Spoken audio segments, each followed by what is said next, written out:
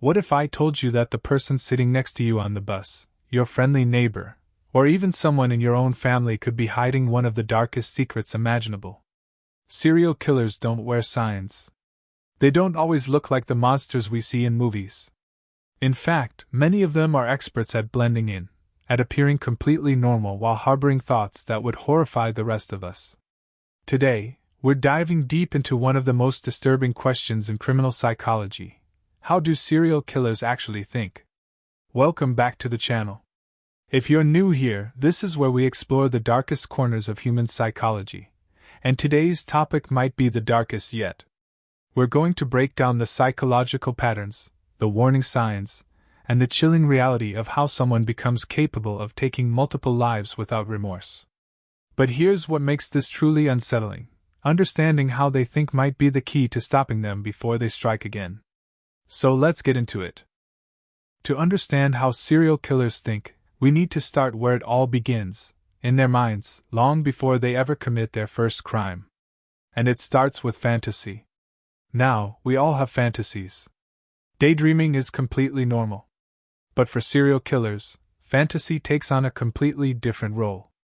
It becomes an obsession, a mental rehearsal ground where violence isn't just imagined, it's perfected. These aren't fleeting thoughts. We're talking about elaborate, detailed scenarios that are played over and over again in their minds. A serial killer might spend months or even years fantasizing about their ideal victim, the perfect location, the methods they'll use, and most disturbingly, the feelings they expect to experience. This fantasy world becomes more real to them than actual reality. It's where they feel powerful, in control, and free from the moral constraints that govern the rest of us. What's particularly chilling is how these fantasies evolve. They start relatively tame, maybe just thoughts of control or domination. But over time, they escalate. The mind needs more stimulation, more intensity. What satisfied them mentally last month doesn't cut it anymore. So the fantasies become darker, more violent, more specific. Eventually, the fantasy alone isn't enough. They need to make it real. This is the bridge between thought and action, and once it's crossed, there's rarely a way back. Psychologists have found that this fantasy life often begins in childhood or adolescence, usually triggered by trauma, abuse, or profound feelings of powerlessness. The fantasy becomes a coping mechanism at first, a way to feel control in a world where they feel they have none. But unlike healthy coping mechanisms that help people process and move forward, this one feeds on itself, growing stronger and more demanding until it completely dominates their psychological landscape. Here's something that catches most people off guard: serial killers are often surprisingly good at seeming normal. In fact, many of them are exceptionally skilled at it. We're not talking about wild-eyed loners living in isolated cabins. We're talking about people who hold jobs, maintain relationships, and participate in their communities. Some are even considered charming and likable by those who know them. So how is this possible? The answer lies in what psychologists call compartmentalization. Serial killers develop an ability to separate different parts of their lives into isolated mental boxes. In one box, they're the devoted father who coaches Little League. In another box, they're planning their next abduction. These boxes don't touch. They don't overlap. And crucially, the person can move between them with disturbing ease.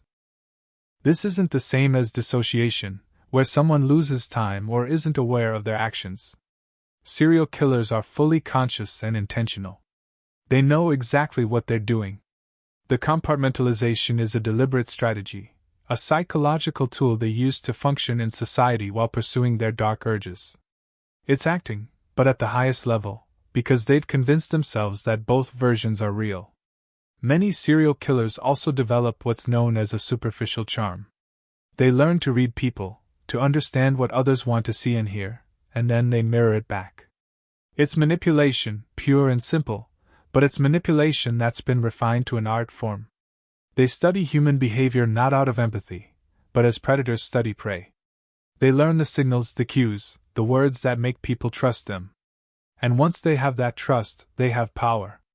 This mask of normality serves multiple purposes. Obviously, it helps them avoid detection. But it also feeds their sense of superiority. They believe they're smarter than everyone else, that they're operating on a level others can't comprehend. Every successful interaction where no one suspects them reinforces this belief. They're hiding in plain sight, and the fact that no one sees through their disguise proves, in their twisted logic, that they're exceptional. Let's talk about something deeply uncomfortable. Serial killers view other people fundamentally differently than you or I do. To them, other humans aren't individuals with thoughts, feelings, families, and dreams. They're objects. They're opportunities. They're means to an end. This is what psychologists call objectification, and it's one of the most crucial elements in understanding how serial killers think. This objectification doesn't happen overnight. It's a gradual process that often starts early in life. Maybe they torture animals as children, learning to disconnect their actions from the suffering they cause. Maybe they grow up in environments where people are routinely dehumanized or treated as disposable. Whatever the origin, by the time they're adults, this way of seeing people has become hardwired into their thinking. When a serial killer looks at a potential victim, they're not seeing a person. They're seeing a vehicle for their fantasy. They're seeing someone who can give them what they need, whether that's a feeling of power, sexual gratification, or relief from internal tension. The victim's humanity is completely irrelevant to them. In fact, acknowledging that humanity would interfere with their plans, so their minds simply don't go there. This predatory mindset also means they're constantly hunting, even when they're not actively committing crimes. They're assessing, evaluating, looking for vulnerabilities. That friendly conversation at the grocery store? They might be testing your boundaries, seeing how you respond to attention, whether you're trusting or cautious. That casual question about whether you live alone? They're gathering information. To them, every interaction is potentially tactical. What makes this even more disturbing is that many serial killers describe feeling a sense of excitement during the hunting phase that's separate from the actual crime. The stalking, the planning, the anticipation, this becomes part of the thrill. Some even say that the build-up is more satisfying than the act itself.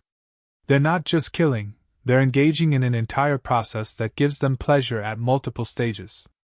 Now we need to address the elephant in the room: empathy, or more accurately, the complete lack of it. This is perhaps the single most defining characteristic of how serial killers think. Empathy is what makes most of us hesitate before causing harm. It's that automatic emotional response where we imagine ourselves in someone else's position and feel their pain. For serial killers, this circuit is either completely broken or was never properly formed in the first place. But here's what's interesting and terrifying: the absence of empathy doesn't always mean the absence of emotional intelligence. Many serial killers are perfectly capable of recognizing emotions in others.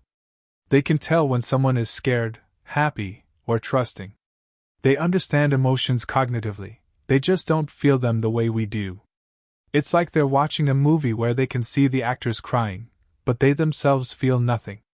This cognitive understanding of emotions without the emotional response is what makes serial killers such effective manipulators. They know which buttons to push because they've learned the mechanics of human emotion, even though they don't experience those emotions themselves.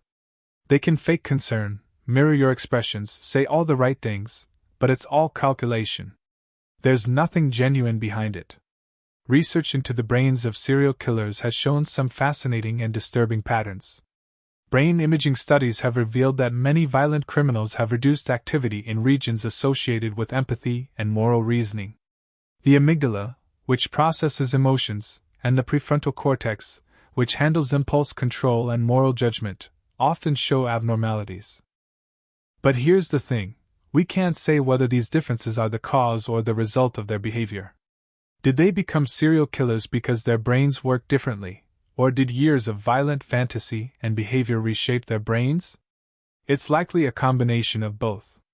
What's particularly chilling is that the absence of empathy creates a kind of freedom that most of us can't comprehend. Imagine going through life without guilt, without that nagging voice that tells you when you've hurt someone. For serial killers, that voice doesn't exist. They can commit horrific acts and then go have dinner, sleep soundly, wake up and go to work without any emotional burden. The psychological weight that would crush a normal person simply doesn't affect them. Serial killing isn't random. It follows a pattern, a cycle that repeats with disturbing regularity. Understanding this cycle is crucial to understanding how serial killers think, because it reveals that there's a psychological rhythm to their behavior, almost like an addiction cycle. It starts with what's called the aura phase. This is where tension begins to build. The killer might go weeks or months living relatively normally, but gradually, internal pressure starts mounting. The fantasies return with increasing frequency and intensity. They become preoccupied, distracted, increasingly focused on their urge. This phase can be triggered by stress, perceived rejection, or sometimes nothing at all. The urge just emerges and demands attention. Next comes the trolling phase, where they actively begin hunting for victims. They're no longer just fantasizing, they're taking action. They might drive around specific areas, frequent certain locations, or establish patterns that put them in proximity to potential victims. During this phase, they're hyper-focused, energized by the anticipation. Some serial killers describe this as the most alive they ever feel. Then comes the actual crime itself, what psychologists call the totem phase. This is where fantasy becomes reality. But here's what's interesting: the reality almost never fully matches the fantasy. There are variables they can't control, reactions they didn't anticipate, complications that arise. The victim might not respond the way they imagined. The location might not feel right. Something always falls short of the perfection they created in their mind. After the crime comes the depression phase. This surprises a lot of people, but many serial killers describe feeling a profound letdown after killing. All that build-up, all that anticipation, and then it's over. The reality didn't match the fantasy, and now they're left with the aftermath. Some feel temporary remorse during this phase, though it's not remorse for the victim. It's disappointment in themselves, frustration that the experience wasn't what they wanted it to be. But then the cycle resets. The tension begins building again, often more quickly this time. And here's where escalation comes in. Because the last kill didn't fully satisfy them, the next one needs to be different, more intense, more elaborate. They might choose a riskier victim, use different methods, or extend the duration of their crimes. Each iteration of the cycle pushes them further, seeking that perfect experience that will finally satisfy the craving. This is why serial killers rarely stop on their own. The cycle is self-perpetuating and constantly escalating. What's more, the intervals between kills often become shorter over time. The first gap might be years, the next might be months, then weeks. They're accelerating, driven by a compulsion that grows stronger with each repetition. So where does all this leave us? Understanding how serial killers think isn't just an academic exercise or morbid curiosity. It's crucial for prevention, investigation, and ultimately, for protecting potential victims. And while the psychology we've explored today is deeply disturbing, there are some important takeaways that everyone should understand. First, serial killers aren't supernatural monsters. They're human beings with profoundly disordered psychology. They're created through a combination of biological factors, traumatic experiences, and environmental influences. Understanding this doesn't excuse their actions, but it does help us recognize warning signs and potentially intervene before someone crosses the line from fantasy to action. Second, the mask of normality is real and it's effective. We can't identify serial killers by appearance or surface-level behavior.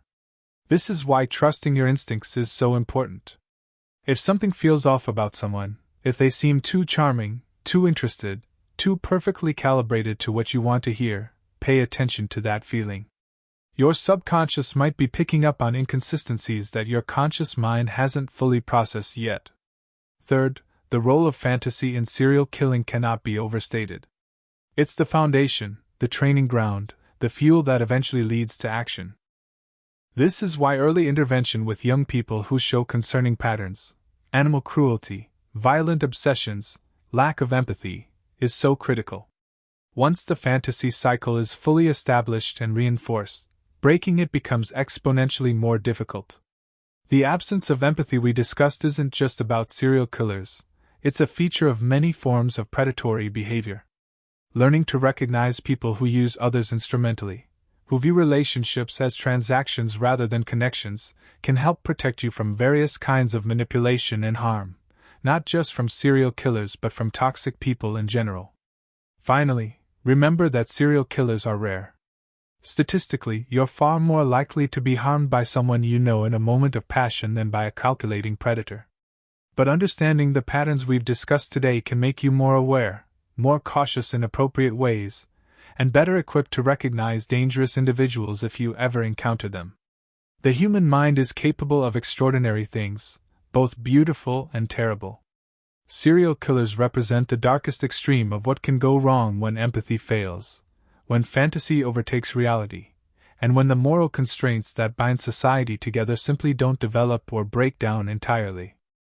By understanding how they think, we're better equipped to identify them, stop them, and maybe, just maybe, prevent the next one from ever claiming their first victim. If this video made you think or gave you a new perspective on criminal psychology, hit that like button and subscribe for more deep dives into the human mind. Thanks for watching, and I'll see you in the next one. Stay safe out there.